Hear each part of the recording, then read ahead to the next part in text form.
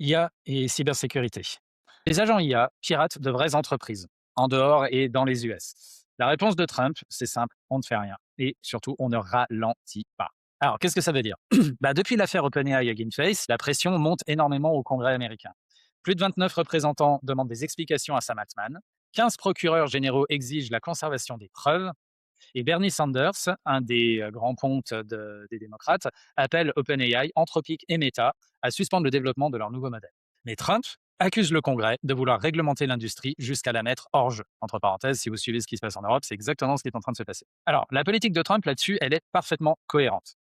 Les tests de sécurité resteront volontaires. Son décret exclut explicitement tout permis gouvernemental obligatoire avant la sortie d'un modèle. Même Astra, le prochain modèle d'OpenAI aux capacités cyber potentiellement critiques, devrait être commercialisé une fois suffisamment sécurisé. Sauf que c'est OpenAI qui nous dira si c'est suffisamment sécurisé. Et quand on voit ce qui s'est passé avec Hugging Face, je n'ai pas besoin d'en dire plus. Alors pourquoi tout ça? Parce que ce qu'il faut bien comprendre, et ça c'est primordial, aux US, l'IA n'est plus seulement une technologie, c'est une course stratégique contre la Chine. Le pays qui atteindra le premier l'AGI, voire l'ASI, pourra dominer l'économie, le cyberespace et la puissance militaire. C'est de la suprématie, ni plus ni moins. Donc pour Washington, ralentir les laboratoires américains, c'est risquer de perdre cette course. Pendant ce temps, l'Europe prend la direction totalement inverse. L'AI Act permet désormais d'imposer des mesures correctives, de demander l'accès au modèle et d'infliger des amendes pouvant atteindre 3% du chiffre d'affaires mondial.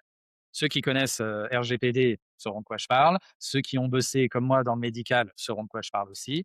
C'est des entreprises qui ne vont jamais suivre au niveau réglementaire, etc. Voilà. Bref, l'Europe a tué l'IA, ni plus ni moins. Maintenant, voilà le bras de fer principal aux US de nouveau. Le Congrès demande des freins. Trump veut gagner la course et les laboratoires continuent d'accélérer. Parce que personne ne veut être le macaque qui ouvre le micro-ondes en premier. Mais personne ne veut non plus être le dernier.